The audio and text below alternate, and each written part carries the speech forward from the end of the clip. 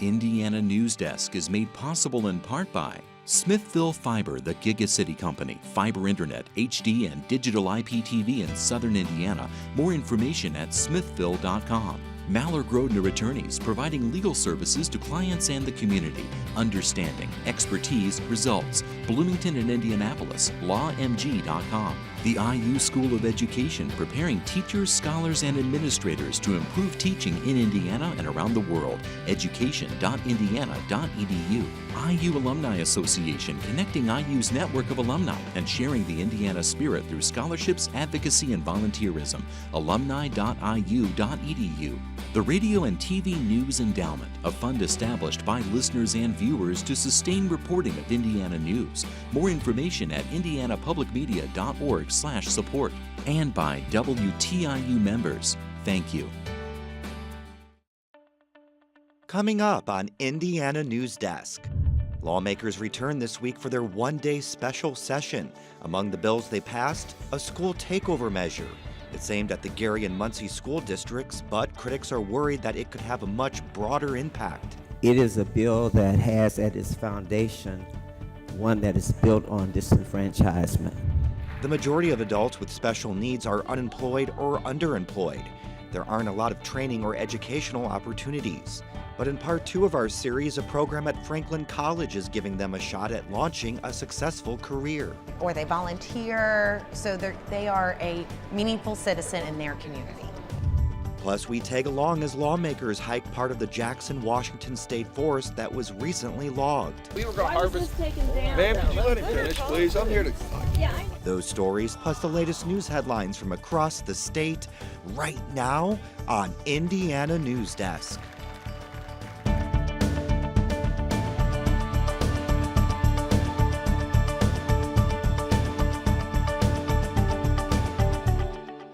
Welcome to Indiana Newsdesk. I'm Joe Wren. Indiana lawmakers passed 5 bills during this week's one-day special session. Our State House reporter will join us later to talk about all those measures and what's headed to a summer study committee. But first, the issue that drew the most protest this week was a school takeover bill.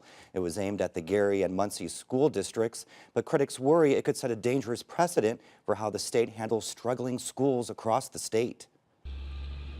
You don't have to drive far in Paoli to see the community's pride for its schools. Right in front of the town's offices sits a ram, the high school mascot.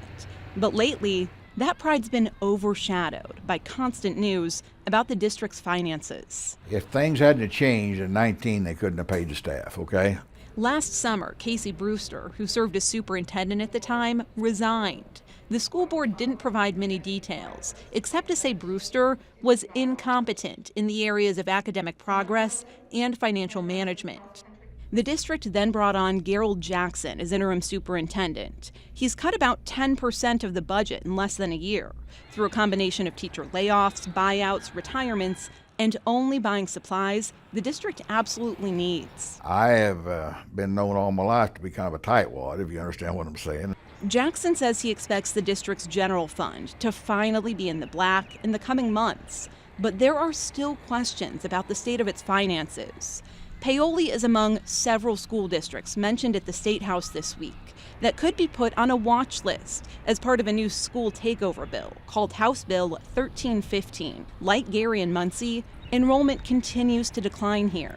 Over the past 20 years, the district's lost about 200 students, which is nearly 13% of the student body. And for the past several years, Paoli has received a C on its annual report card from the state. It's a good school, but when you see that C and everybody around you is a B or an A, where they're going, anymore you can send your child anywhere you want to. Democrats who spoke against the bill this week warned that school districts like Paoli could be hurt by the bill, because they could be next when it comes to a state takeover. And legislators in communities where that's already happened say they've been shut out of the conversation. I'm concerned that even when we're showing improvement under our emergency manager, it doesn't seem to matter to the people in the General Assembly. And I think that's a bad sign. The bill includes several changes in the governing of Muncie and Gary schools that strip the elected school boards of any power. And they say that essentially takes away the community's say in the future of the school districts. I'm a resident of Gary, citizen, born and raised there, voter, a taxpayer. So I think it's really unfair. I think it's unjust to strip the vote away. I think that if you start stripping votes away of elected officials, you can just come and say, well, you can't elect your mayor. Under House Bill 1315, a committee will outline factors it will use to analyze the financial condition of school corporations. Districts that appear to be heading toward financial distress could have to come up with a corrective action plan. The state board charged with overseeing those plans will meet behind closed doors when it receives reports on how schools are doing. Members of the Republican supermajority who pushed the measure through say it will prevent more school corporations from ending up like Gary or Muncie. It's a good bill. We're doing the right thing. $17 million really misused in Gary schools, and we've not been paying our bills, or Gary's not been paying their bills up there, and all of us, students across the state, have been paying those bills. Jackson says he doesn't think the Takeover bill is bad. In fact, he thinks it's good the state could be keeping a more watchful eye on what's happening to struggling districts like Paoli. They need to watch what's going on. And I know people talk about Big Brother watching you. You know, I read 1984 when I was a child, okay? But in this business, the school board is in control. They really are. But sometimes, you know, things can get out of control pretty quick. He's hopeful the cuts he's made and the efforts teachers are making will be enough to keep Paoli off any bad list. But it's a situation that will soon be out of his control. A new superintendent starts June 1st. He hasn't been a superintendent, but he's been a business manager for a good long while, okay? And he's handled the budget where he's been. And I think he'll be fine. For Indiana Newsdesk, I'm Barbara Brozier. Steve Hennefeld, an education blogger, joins us to talk a little more about these school turnovers and what they mean. Thanks so much for joining us, Steve. So as part of this bill, Muncie community schools will be exempt from some of the state accountability standards. So what does that mean for the district? Well, a really striking part about this legislation is that I think people didn't see this coming, that it exempts Muncie community schools from the state law that requires schools to get letter grades for based on their academic performance. And it also exempts the district from the law that says what will happen if they get poor grades for multiple years, a potential state intervention and assistance and that sort of thing. They will still get grades because of Indiana's plan to comply with the federal education law called ESSA that requires schools to receive grades, but it will be a different kind of process, and a lot of things are kind of up in the air. So a lot of the folks in Gary, they kind of felt left out, I think, of this, about the conversation about their schools. So is there a voice for these people now that the state has kind of stripped some of the power from the school boards?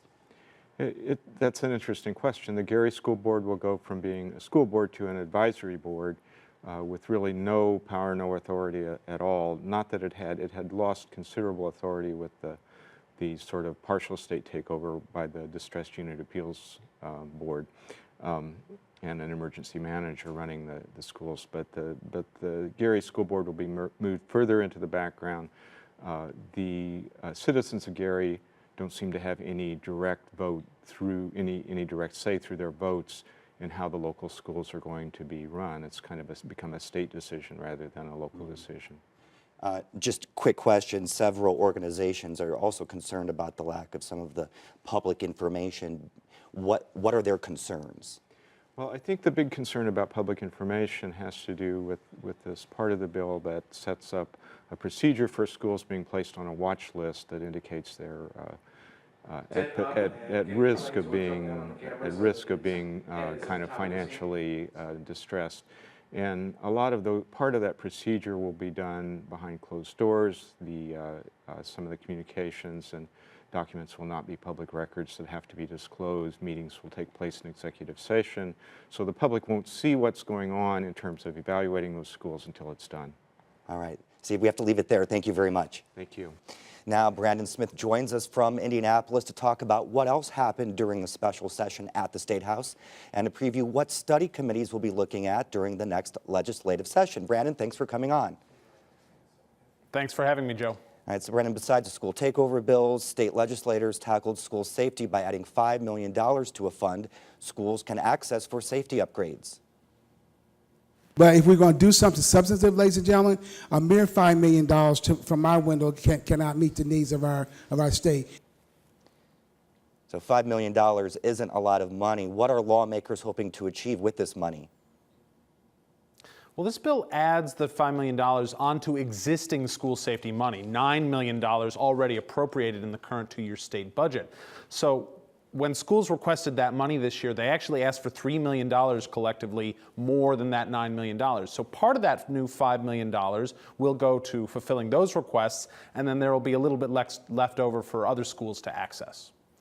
So now I understand that one of the big reasons the special session was called was to pass tax changes that would bring the state in line with new federal tax reforms. What are the changes and what do they mean for Hoosiers? I think we probably don't even have enough time in this entire program to go into every single change, but the crux of the debate was this.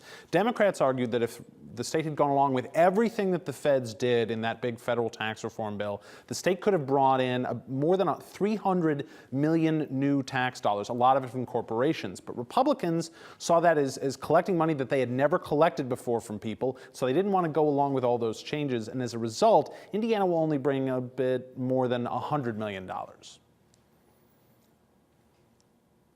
Lawmakers are also looking as what issues will get a devoted study committee session ahead of the next session. Sports wagering, alcohol laws, and medical marijuana may get a closer look. What else will they be looking at in a study committee? Well, interestingly, hate crimes or bias crimes made the list, and it was a little bit surprising because, as Speaker Brian Bosman pointed out, the legislature has been looking at this issue for years now without any success, so he's not sure. Quite frankly, I'm not very sure what a study committee will add to that discussion. All right, thank you very much, Brandon. Thank you, Joe. Now, for headlines, we go over to Barbara Brozier, who has the latest on this week's top stories. Thanks, Joe. Marion County health officials are laying the groundwork to establish a syringe exchange. The health department declared a public health emergency amid surging hepatitis C cases in Indianapolis. Officials blame intravenous drug use for a 1,000% increase in hepatitis C between 2013 and 2017. Needle exchanges provide IV drug users with clean syringes to prevent needle sharing that spreads diseases. Vigo County is closer to building a new convention center after legislators approved a measure that could help fund the project. It allows the county to impose a food and beverage tax of up to 1%, but it could face some pushback from residents. Representative Bruce Borders voted against the measure. You know, every time they go out to eat or, again, get a soda or whatever beverage they're getting, they're going to be paying for that for the rest of their lives, and I really don't appreciate that, quite frankly. Legislators specified money generated must go to financing a convention center or facility dedicated to tourism or the arts. The Indiana Natural Resources Commission withdrew a proposal to create a bobcat hunting season that also requires the killing of captured raccoons, coyotes, and opossums. More than 2,000 residents submitted public comments online, mostly opposing bobcat hunting. DNR officials say the commission needs to get the public more involved on sensitive issues like bobcat hunting in the future. School safety experts from across the country gathered in Indianapolis this week for an event held by the State Department of Education. State Superintendent of Public Instruction Jennifer McCormick says while Indiana law makes it possible for school districts to arm teachers, she's personally opposed to it. The educators I've talked to, the students I've talked to, families and parents that I've talked to, I haven't found any to date that have said that's a good idea. McCormick says 2 school districts have explored the idea of allowing teachers to carry at school, but to date, only 1 allows it. The EPA is placing a Spencer groundwater chemical plume site on its highest priority list for hazardous waste cleanup. The contamination isn't new. The site was first discovered in 2011, and the hazardous chemical tetrachloroethylene was found in 2014. Local officials say they don't know why the EPA wants to add the site now. They say the level of contamination is still below the maximum that's considered safe to drink. We're one of only 2 water companies or water municipalities, period, in the state of Indiana that have reverse osmosis systems. So we're pretty proactive in keeping the state of the art and giving the best water we can to our customers. In 2014, the EPA recorded the chemical was found in raw water at all 3 active municipal wells. But Gardner says now it's only detected in 1 of those. The EPA says they moved the site to the priority list after the state identified 9 facilities that might be contributing to the contamination. And Joe, that's certainly a story that we're going to be keeping our eyes on as it moves forward. Absolutely. Thanks, Barbara. Coming up next on Indiana Newsdesk. The debate over logging in Indiana State Forest continues as advocates, lawmakers, and DNR officials head out on a hike to assess the effects. And a program that gives special needs students a regular college experience is helping them enter the workforce. These stories and more right here on Indiana Newsdesk. The WTIU WFIU news team connects Indiana to the world. We bring you the top news of the day on radio, TV, and online. We round up the stories that have people talking each week and dig deep into the issues that affect your community the most. The WTIU WFIU news team is where you are and telling your story.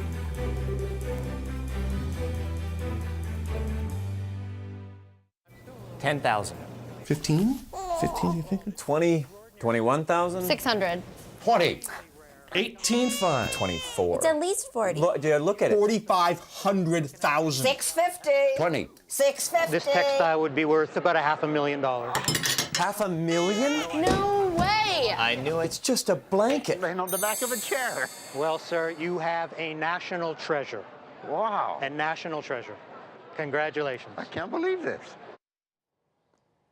Welcome back to Indiana Newsdesk. Fewer than 20% of people with disabilities were employed last year. That's according to a Department of Labor report. Now, last week, we introduced you to a group of Inspire graduates at Franklin College.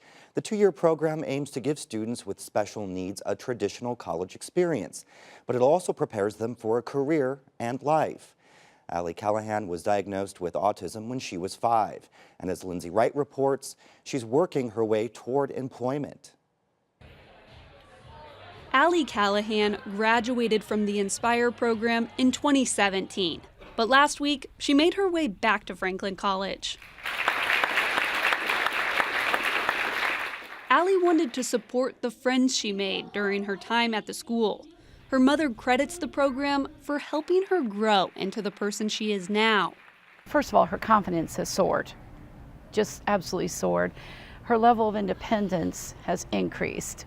And Allie has also improved her time management and social skills. That's what Inspire leaders want to see. The goal is for students to find employment when they graduate.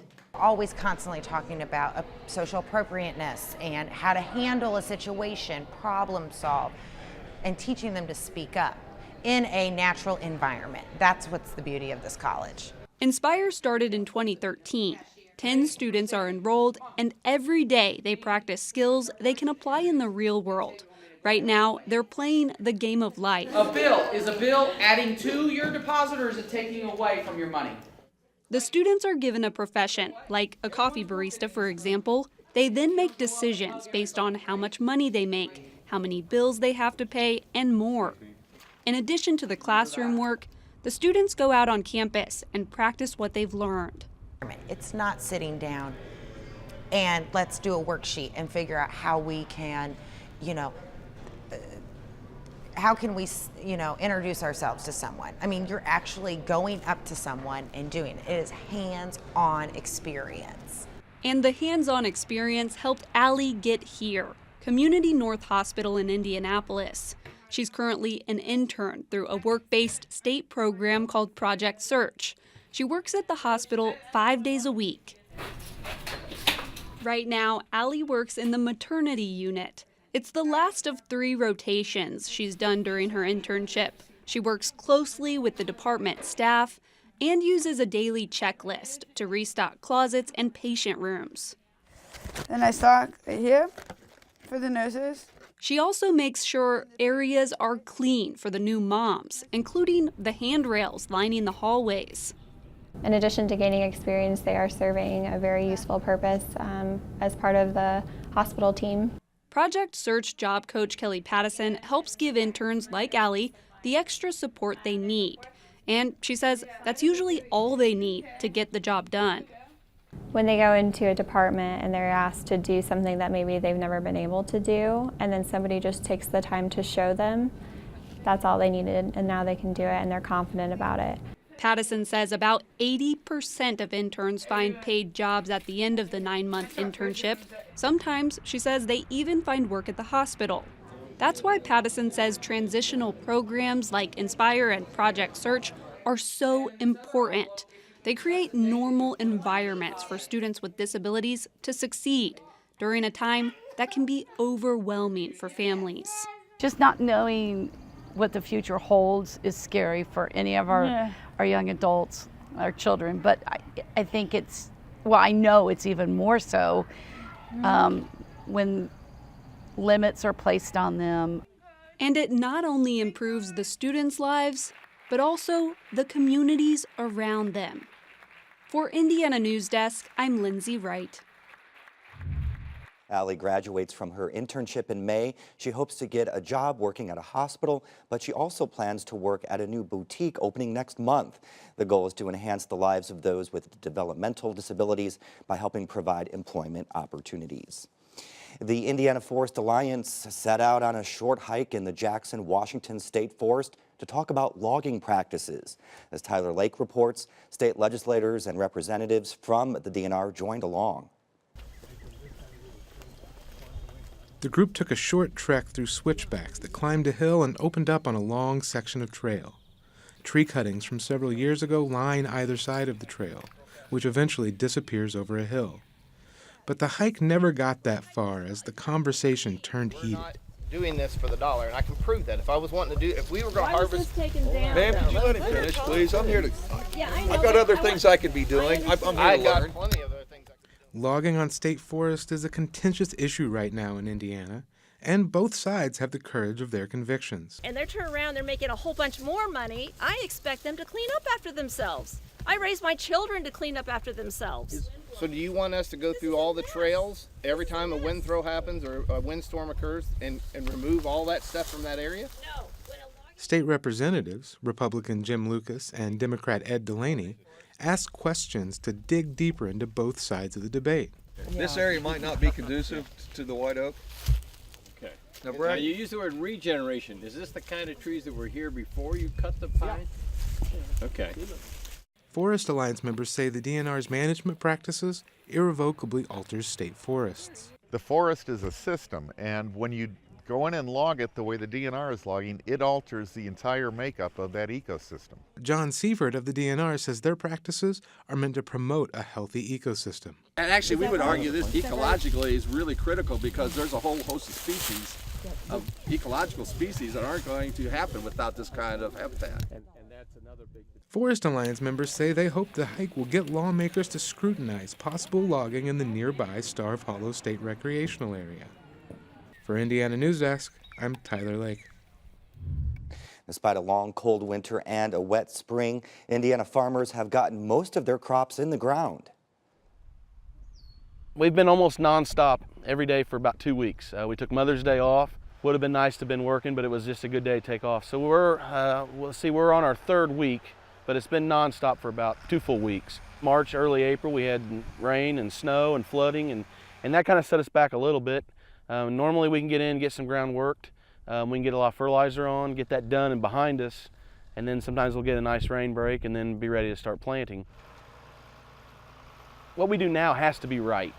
You know, once the seed's in the ground, once the fertilizer's on, we have very little chance to fix that if there's a problem.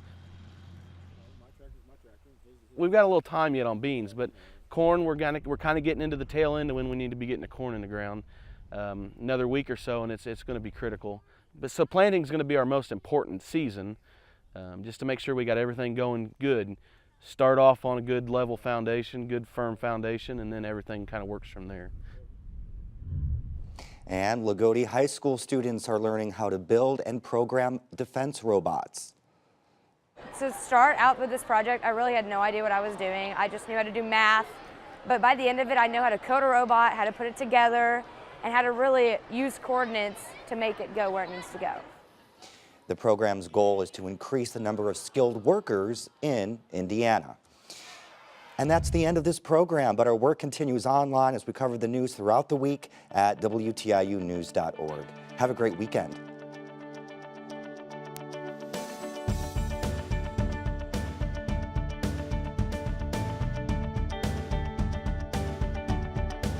Indiana Newsdesk is made possible in part by Smithville Fiber, the Gigacity Company, fiber internet, HD, and digital IPTV in Southern Indiana. More information at smithville.com.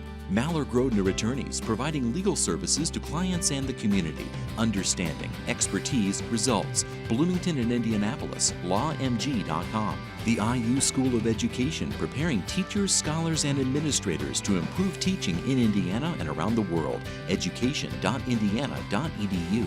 IU Alumni Association, connecting IU's network of alumni and sharing the Indiana spirit through scholarships, advocacy, and volunteerism. alumni.iu.edu. The Radio and TV News Endowment, a fund established by listeners and viewers to sustain reporting of Indiana news. More information at indianapublicmedia.org/support. And by WTIU members. Thank you.